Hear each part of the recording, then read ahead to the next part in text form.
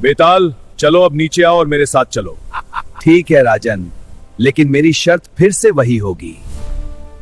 अगर तुम बोले तो मैं फिर से इसी पेड़ पर आ जाऊंगा।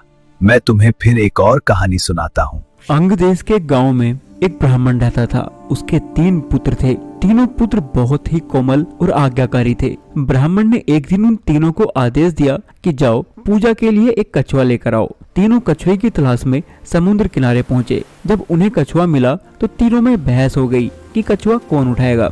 देखो, मैं बहुत कोमल हूँ, मुझे इससे बदबू आती है, इसलिए मैं कछुआ नहीं उठाऊंगा। मैं भी बहुत कोमल हूँ, मैं भी इसे नहीं उठा सकता। मैं भी तो कोमल हूँ, मैं भी नहीं उठा सकता। जब तीनों इसका निर्णय नहीं कर सके तो वे राजा के दरबार में पहुँचे। राजा भी इस विचित्र समस्या को देखकर हैरान हुए। उन्होंने उन तीनों को एक रात महल में ही रुकने का आदेश दिया। जब शाम हुई तो राजा ने उन्हें खाने पर आमंत्रित किया। जब खाना खाने बैठे तो बड़े भाई ने खाना खाने से मना कर दिया। माफ करना महाराज, लेकिन मैं यह खाना नहीं खा सकता। क्यों, क्या हुआ ब्राह्मण? महाराज, इन चावलों से शमशान की राख जैसी गंध आ रही है। ऐसा कैसे हो सकता है? तुरंत रसोइये को दरबार में बुलाया जाए और इन चावलों की पूरी जांच की जाए। महाराज ने रसोइये को बुलाकर इसका कारण पूछा। तब रसोइये ने बताया, महाराज, खाना बनाने में स्वच्छता का विशेष ध्यान रखा गया था, किंतु ये चावल जिस खेत से मंगवाए गए थे वह खेत शमशान के पास में है। क्या इस ब्राह्मण ने सिर्फ चावल से शमशान की बदबू सूंघ ली? ये तो बड़ा ही कोमल है। राजा हैरान हुआ। मंजला भाई एक अच्छा वादक था, इसलिए रात्रि में महाराज ने एक संगीत का प्रोग्राम रखा।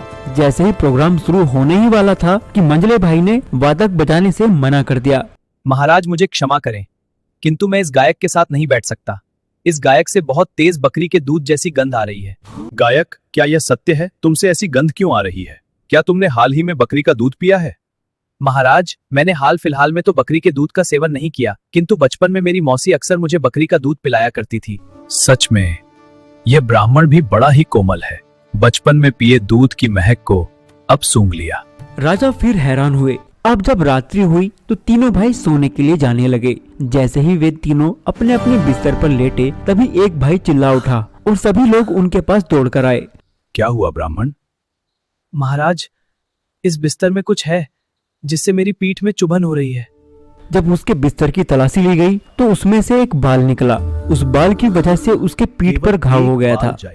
सिर्फ एक बाल से पीठ पर घाव हो गया। सच में ये भी बड़ा कोमल है क्या? बताओ राजन, कौन सा लड़का ज्यादा कोमल है?